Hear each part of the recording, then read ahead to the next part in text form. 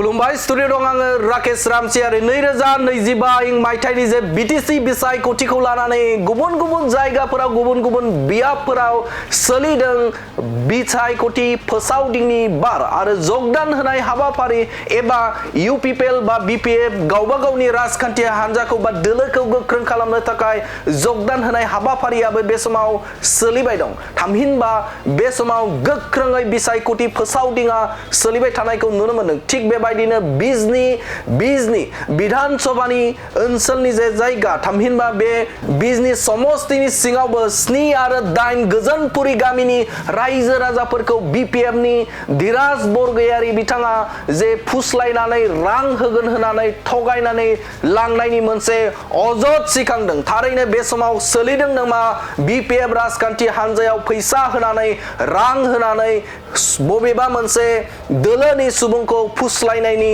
राजखान्थिया मानोना बे समाव 7 आरो 8 गोजोनपुरीनि गामिनि रायजो राजाफोरनि खुगानिफ्रायनो जों रोखा बाथ्राखौ मिथिनो मोन्दों जे बे समाव धीराज बरगयारिया रां होगोन होनानै फैसा होगोन होनानै थगायनानै लांनानै बे समाव जोंखौ जगदान जाहोदों होननानै बाथ्रा सिखांनायखौ नुनो मोन्दों। थारैनो रोखा बाथ्राखौ रायजो राजाफोरा बुंथिदों। गिबियावनो खोनासंग्रो रायजो राजा बाथ्रा बुंनायखौ।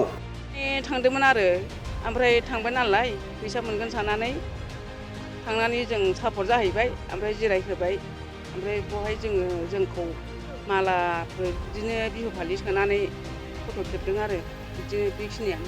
रायजो राजाफोरा रोखा बुंथिदों जे जोंखौ बे समाव थगायनानै फैसा होगोन होनानै लानानै थांदोंमोन। नाथाय जों मोनथिया जे बै जायगायाव जे जगदान होनाय बा थामहिनबा बे समाव बीपीएफआव दे हाबनाय बेफोरबायदि जागोनखौ जों मिथियामोन। नाथाय बे मिटिं दं होननानै लेंना लांदोंमोन आरो बे लेंना लांनायावनो जोंखौ आर'नाइ एबा बे समाव बीपीएफआव जइन जाहोदों होननानै बाथ्रा बुंथिदों रायजो राजाफोरा आरो बिथांमोना बुंथिदों जे जों यूपीपीएलआवनो दङ, यूपीपीएलनिनोखा आरो यूपीपीएलआवनो इयुनाव थागोन होननानै बाथ्रा बुंथिदों रायजो राजाफोरा। थारैनो बे समाव बीपीएफ राजखान्थि हान्जा बे हान्जाफोरा बे समाव सोलिदों नामा रांखावरि होनानै रायजो राजाफोरखौ थगायनानै एबा फुस्लायनानै लांनायनि मोनसे राजखान्थि। मानोना बे समाव नुनो मोन्दों दे रायजो राजाफोरा रोखायै बाथ्राखौ बुंथिनायखौ नुनो मोन्दों जे बे समाव जोंखौ रां होगोन होनानै फैसा होगोन होनानै थगायनानै लाना थांदोंमोन होननानै बाथ्रा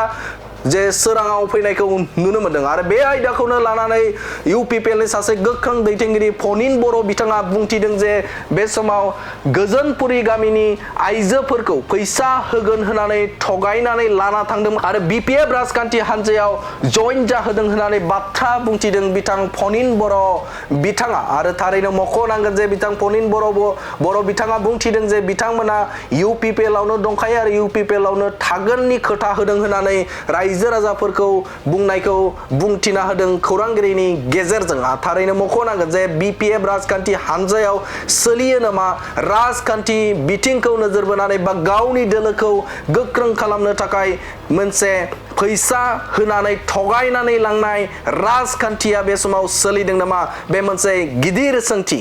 बरगयारि आरो बिथांनि मावथि लोगोफ्रा फैनानै जोंनि यूपीपीएलनि सापर्टार मददगिरिफोरखौ फैसा हरगोन होननानै थगायनानै लेंलांदों आरो लेंलांनानै जबरदस्त फैसा होनायनि प्रल'भन देखायनानै गामसा गानहोनानै बीपीएफआव जयनिं खालामदों।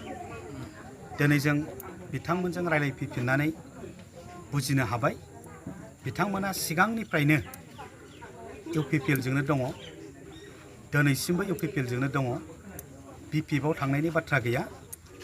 फैसा होगोन होननानै प्रल'भन देखायनायखायसो थांदों खिन्थु बिथांमोना दासिमबो यूपीपीएलजोंनो दङ आरो आं बिथांमोनजों रायलायनानै क्लियार जाबाय बिथांमोना खुनु दिनबो नांगोलाव भट होआ आरो बीपीएफजों थाङा। बिथांमोना यूपीपीएल ट्रेक्टरनो भट होग्रा जोंनि सापर्टारफोर। दा बाथ्राफोरखौ क्लियार बुजिनोब्ला गावसिनावनो सोंनानै लानो हायो।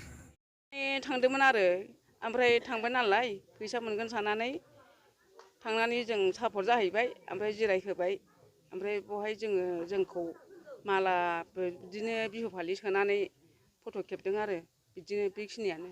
फैसाखौलाय हरदों। ओरैनो नों बबे पार्टिनि मानसि? आङो यूपीपीएलनि थेवबो आङो बीपीएफनियाव थांफ्लांबाय आरो बेफोरखौ निमाहा होलायदो सारमोना।